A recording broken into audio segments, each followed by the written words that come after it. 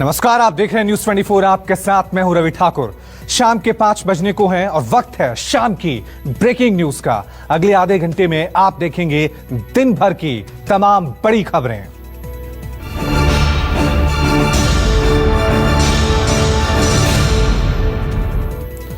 Bulletin की शुरुआत आज की बड़ी खबर से। लेह में चीन बॉर्डर पर राजनाथ सिंह के हुंकार का हमारी 1 इंच जमीन भी कोई छीन नहीं सकता। राजनाथ सिंह बोले, स्वाभिमान से समझौता नहीं कर सकते हैं, जवानों का बलिदान व्यर्थ नहीं जाएगा। लेह के लुकुंग चौकी पर जवानों के बीच राजनाथ सिंह ने यह कहा कि चीन के साथ बातचीत से हल निकलना चाहिए, लेकिन कहां तक हल निकलेगा इसकी कोई गारंटी नहीं दे सकता। पर भारत की जमीन को दुनिया की कोई ताकत छू नहीं सकती है, उस पर कोई कब्जा नहीं कर सकता। मैं इतना यकीन दिलाना चाहता हूं कि भारत की 1 इंच जमीन को भी दुनिया की कोई ताकत छू नहीं सकती है, उस पर कब्जा नहीं कर सकती।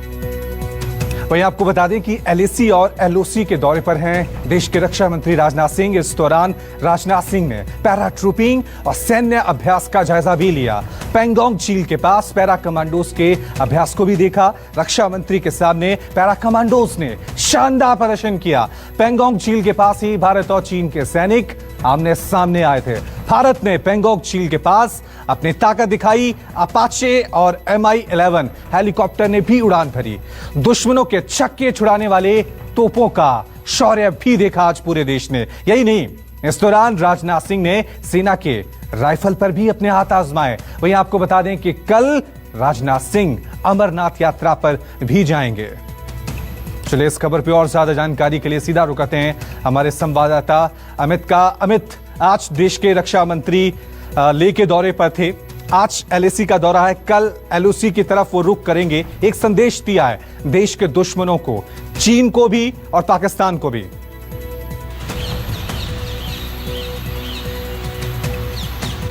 जी हाँ, देखिए, ये 2 दिन का दौरा था। आज जो पहला फेज था, आज का दिन वो कंप्लीट हो गया। लेह पर चीन की सीमा के पास जाकर और चीन को बाकायदा संदेश भी दे दिया कि आप हमारी जमीन पर नहीं देख सकते, जमीन नहीं ले सकते, और बातचीत के जरिए जो सुलझेगा सुलझेगा, नहीं तो हम तैयार हैं। तो दूसरी तरफ कल हालांकि आज रक्षा मंत्री राजनाथ सिंह श्रीनगर पहुंच चुके हैं, रात वहीं स्टे कर रहे हैं। इसके अलावा कल सुबह वो जो फॉरवर्ड पोस्ट है एलओसी जो पाकिस्तान सीमा, वहां जाएंगे। इसके अलावा राज्यपाल के साथ अमरनाथ यात्रा की सुरक्षा को लेकर जो पूरी समीक्षा बैठक होगी। इसके अलावा अमरनाथ का भी दर्शन करेंगे। बिल्कुल, अब ये कह सकते हैं कि जब एलओसी का दौरा करेंगे उसके बाद जब अमरनाथ यात्रा पे जाएंगे, अमरनाथ गुफा के दर्शन करेंगे, वो तस्वीरें भी बड़ी दिलचस्प होंगी। बहुत बहुत शुक्रिया अमित तमाम जानकारी के लिए। वहीं आपको बता दें कि चीन से तनाव के बीच भारतीय सेना को जबरदस्त ताकत मिली है। भारतीय सेना ने अपने जवानों के लिए अमेरिका से 72,000 सिक्सॉर असॉल्ट राइफल खरीदी है। सिक्सॉर राइफल के दुश्मन का ये काल मानी जाती हैं। ये राइफल भारतीय जवानों के हाथ में आ चुकी हैं और इस राइफल का इस्तेमाल चीन से सटी सीमा पर तैनात जवान करेंगे। चलिए इस खबर पे और ज्यादा जानकारी के लिए अब सीधा रुक करते हैं हमारे संवाददाता प्रशांत देव का। प्रशांत, एक बार फिर देश के जो तरकश है उसमें ये सिक्सॉर राइफल आ गई है। कितनी महत्वपूर्ण है युद्ध के मैदान में ये राइफल? किस तरह से देख रही है भारतीय सेना इसको?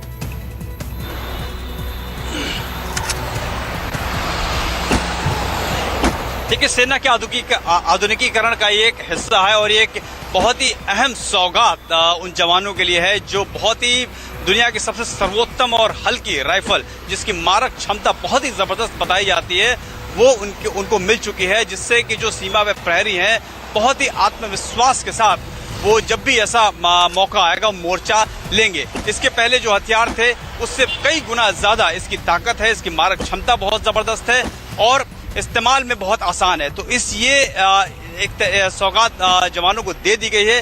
जब भी जरूरत पड़ेगी, इससे भारतीय सेना की ताकत जो है वो और ज्यादा बढ़ गई और दुश्मन भी और ज्यादा खौफ में आ गया है। बहुत बहुत शुक्रिया प्रशांत तमाम जानकारी के लिए। एक और बड़ी खबर आपको बता दी, UNSC में भारत की जीत के बाद आज पहली बार पीएम मोदी यूएन को संबोधित करेंगे। यूएन की 75वीं सालगिरह पर पीएम मोदी का यह भाषण होगा। भारतीय समय के मुताबिक आपको बता दें कि पीएम मोदी का यह भाषण रात 8:30 बजे होगा। प्रधानमंत्री मोदी का यह संबोधन वर्चुअल होगा। पीएम मोदी ने इससे पहले पिछले साल सितंबर में संयुक्त राष्ट्र महासभा को संबोधित किया था।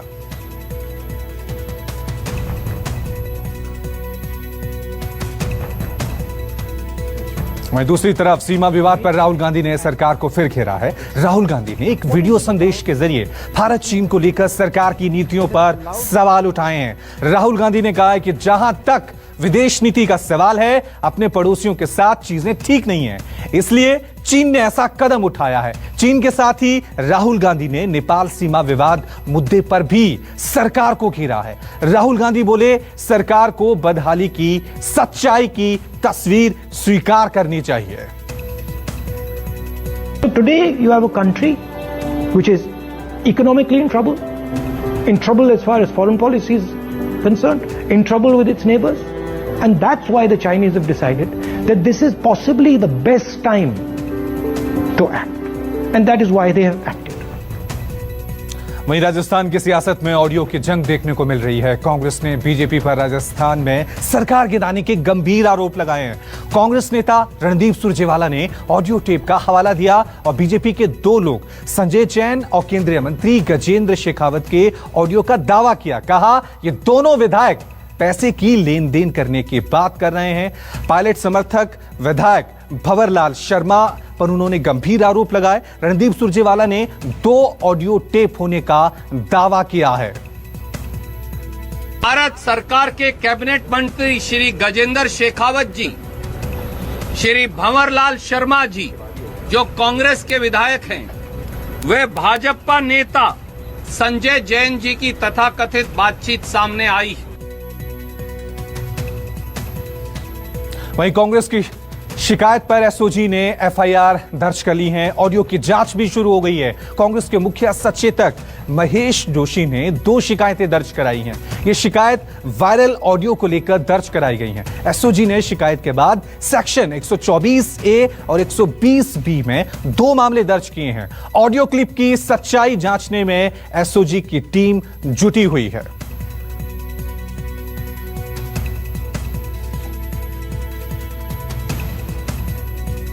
अगली बड़ी खबर आपको बता दें, पायलट गुट की याचिका पर राजस्थान हाईकोर्ट में सुनवाई टली। हाईकोर्ट में सोमवार तक यह सुनवाई टल गई है। मंगलवार शाम 5 बजे तक बागी विधायकों पर कोई कार्रवाई नहीं होगी। पायलट गुट के विधायकों ने स्पीकर के नोटिस के खिलाफ हाईकोर्ट में यह याचिका दी थी। चलिए इस खबर पर और ज्यादा जानकारी के लिए सीधा रुख करते हैं हमारे संवाददाता के शिवत्सन का। शिवत्सन, ये जो फैसला आया है, सुनवाई टल गई है सोमवार तक और मंगलवार शाम 5:30 बजे तक का बागी विधायकों को वक्त दे दिया गया। किस तरह से राजस्थान की सियासत में आज का ये फैसला देखा जाए?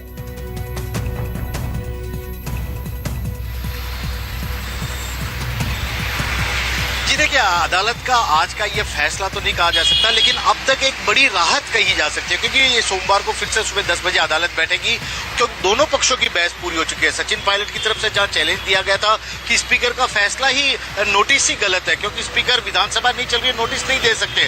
दल का बदल कानून के पर को भी उन्होंने चैलेंज किया था यहाँ पर संविधान के 10वीं अनुसूची के तहत। तो अब ऐसे में सबसे बड़ी बात है, पायलट के जो ग्रुप के लोग थे वे कह रहे थे कि केवल 3 दिन का वक्त नोटिस का जवाब देने के लिए दिया। 3 दिन में कोई आदमी ठीक है शिवत्सन, साफ तौर से सोमवार तक के लिए जो है यहां पर बागी विधायकों को वक्त मिल गया। वहीं आपको बता दें कि राजस्थान में गहलोत सरकार गिराने के आरोप पर केंद्रीय मंत्री गजेंद्र सिंह शेखावत ने सफाई दी है और कहा है कि ऑडियो क्लिप में मेरी आवाज नहीं है, मैं किसी भी जांच के लिए तैयार हूं। ऑडियो फर्जी है, पुलिस ने जांच के लिए बुलाया तो मैं जाऊंगा। ऑडियो में जिस गजेंद्र का जिक्र किया गया है उसके किसी पद का यहां पर कोई जिक्र नहीं हुआ है, किसी जगह तक का जिक्र नहीं हुआ है। ऑडियो जोड़ तोड़कर तैयार किया जा सकता है। चलिए इस खबर पे और ज्यादा जानकारी के लिए सीधा रुक करते हैं हमारे संवाददाता कुंदन सिंह का। कुंदन, राजस्थान की सियासत में जो घमासान चल रहा था, अब उसमें केंद्रीय मंत्री की भी एंट्री हो गई है, उन पर भी गंभीर आरोप लगे हैं, लेकिन सफाई आ गई यहां पर।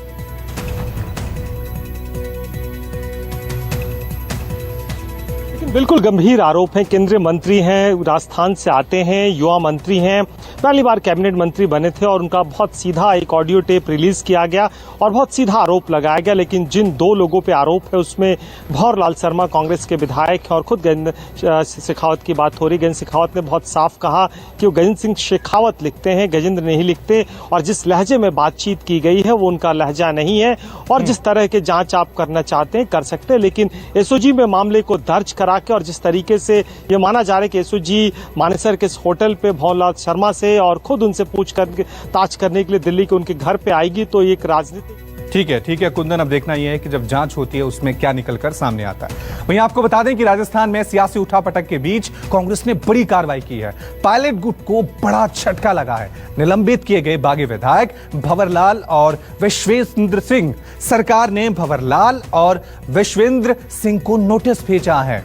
दोनों विधायकों पर भारतीय जनता पार्टी से साठगांठ करके गहलोत सरकार गिराने का आरोप है। कांग्रेस ने सचिन पायलट से भी जवाब मांगा है और कहा है कि अपनी स्थिति साफ करें।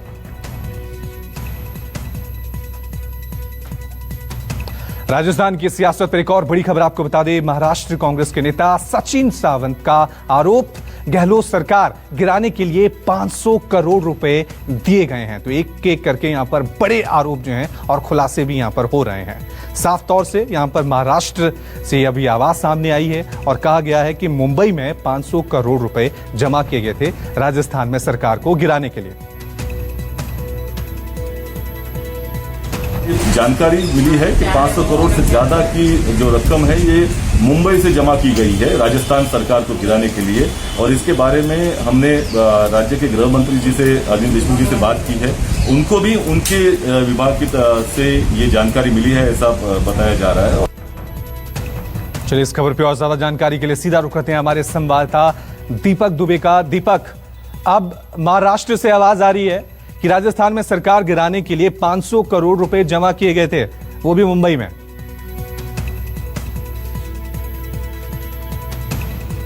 जी, महाराष्ट्र कांग्रेस के प्रवक्ता है सचिन सावंत, उन्होंने ये आरोप लगाया है और महाराष्ट्र के गृह मंत्री अनिल देशमुख को खत लिखकर ये मांग की है कि इस मामले में जांच होनी चाहिए। वहीं आपको बता दें, अनिल देशमुख ने भी, जो प्रतिपक्ष नेता हैं और पूर्व मुख्यमंत्री है महाराष्ट्र के रह चुके हैं देवेंद्र फडणवीस, उनको भी इस बाबत खत लिखा हुआ है कि आखिर जो राजस्थान में जिस तरह की घटना घटी हुई है खरीद फरोख्त को लेकर, उस मामले में एक शख्स का नाम आया हुआ है, वो बीजेपी के 2 नेताओं से उसके करीबी संबंध रहे हैं। ठीक है दीपक, बार पलटवार का दौर जो है वो लगातार यहां पर जारी है।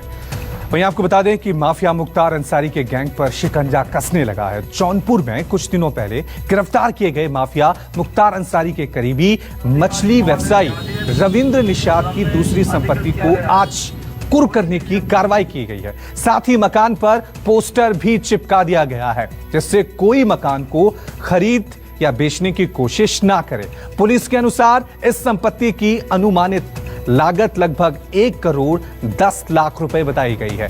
एसपी अशोक कुमार ने बताया कि पिछले दिनों करीब 4 करोड़ रुपए चल अचल संपत्ति को कुर्क किया गया था और अवैध प्रॉपर्टी की तलाश भी की जा रही है। वहीं जम्मू कश्मीर के आतंकियों का खात्मा लगातार वहां पर जारी है। कुलगाम में जारी एनकाउंटर में सुरक्षा बलों ने 3 आतंकियों को ढेर कर दिया है। इलाके में 2 से 3 आतंकियों के छिपे होने की खबर मिली थी, जिनमें से आपको बता दें कि तीनों आतंकियों को सुरक्षा बलों ने ढेर कर दिया। बाकियों की तलाश में, हालांकि और आतंकी अभी वहां पर छिपे हो सकते हैं। एक सर्च ऑपरेशन किया जा रहा है। एनकाउंटर में 3 जवान भी घायल हुए हैं। चलिए इस खबर पे और ज्यादा जानकारी के लिए सीधा रुक करते हैं हमारे संवाददाता आसिफ स्वाफ का। आसिफ, क्या अपडेट है इस एनकाउंटर के बारे में? देखिए, ये सुबह काफी सवेरे यहाँ पर दक्षिणी कश्मीर के कुलगाम में पुलिस ने तलाशी कार्रवाई के दौरान यहाँ पर इन मिलिटेंटों को ढूंढ निकाला, जिनके बारे में सूचना मिल रही थी कि इस इलाके में मिलिटेंट मौजूद है। और यहाँ करीब 4 घंटे तक चली मुठभेड़ के दौरान 3 मिलिटेंट मार गिराए गए, जिसमें सुरक्षा बलों को काफी बड़ी अहम कामयाबी हासिल हुई। ठीक है आसिफ, आप नजर बनाए रखें, अपडेट आपसे लेंगे। वहीं आपको बता दें, गैंगस्टर विकास दुबे मामले में एक और बड़ी खबर सामने आई है। विकास दुबे के गांव बिकरू एसआईटी की टीम पहुंची हुई है। एनकाउंटर वाली जगह पर फॉरेंसिक टीम भी पहुंची हुई है और क्राइम सीन वहां पर रिक्रिएट किए जा रहे हैं।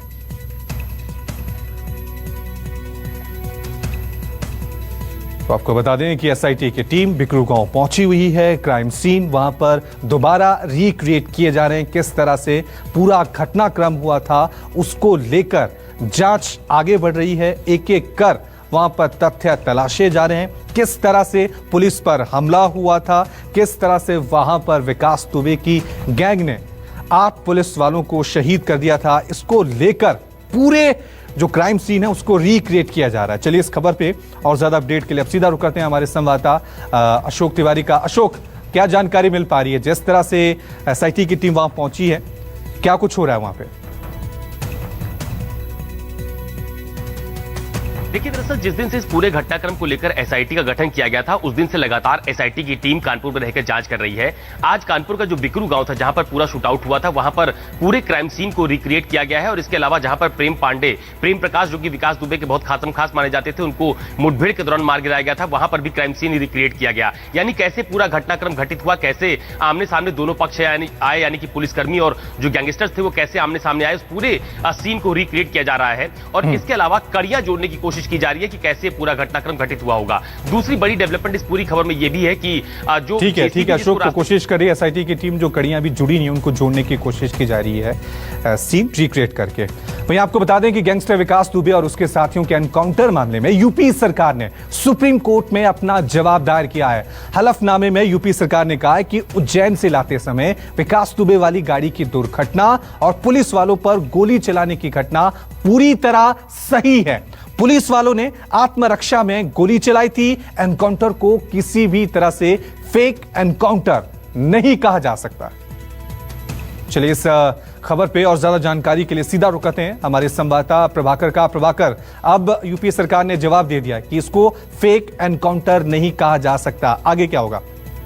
देखिए, 14 तारीख को जब सुनवाई हुई थी तो सुप्रीम कोर्ट ने संकेत दिया था कि हैदराबाद एनकाउंटर के मामले में जिस तरह सुप्रीम कोर्ट ने आदेश पारित किया था, कुछ उसी तरह का आदेश सुप्रीम कोर्ट दे सकता है। तो यूपी सरकार के जवाब को देखने के बाद सोमवार को चूंकि इस मामले में सुनवाई होनी है, तो ये देखा जा सकता है, हो सकता है जिस तरह से संकेत दिया था सुप्रीम कोर्ट ने, तो उस संकेत के मुताबिक ये उम्मीद की जा सकती है कि सुप्रीम कोर्ट में जब सोमवार को सुनवाई होगी तो सुप्रीम कोर्ट अपनी निगरानी में किसी रिटायर्ड जज की अगुवाई में किसी कमेटी का गठन कर सकता है इस मामले की जांच के लिए। बहुत बहुत शुक्रिया प्रभाकर तमाम जानकारी के लिए। यहां रुकने एक छोटे से ब्रेक के लिए फौरन हाजिर होंगे बड़ी खबरों के साथ। आप देखते रहिए न्यूज़ 24।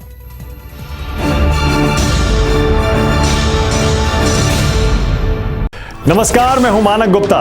अगर आपको हमारा ये वीडियो पसंद आया हो तो इसे लाइक और शेयर जरूर करें, और हां, हमें सब्सक्राइब और फॉलो करना ना भूलें ताकि आप देश और दुनिया की कोई खबर मिस ना करें। तो जुड़े रहिए हमारे साथ और देखते रहिए न्यूज़ 24।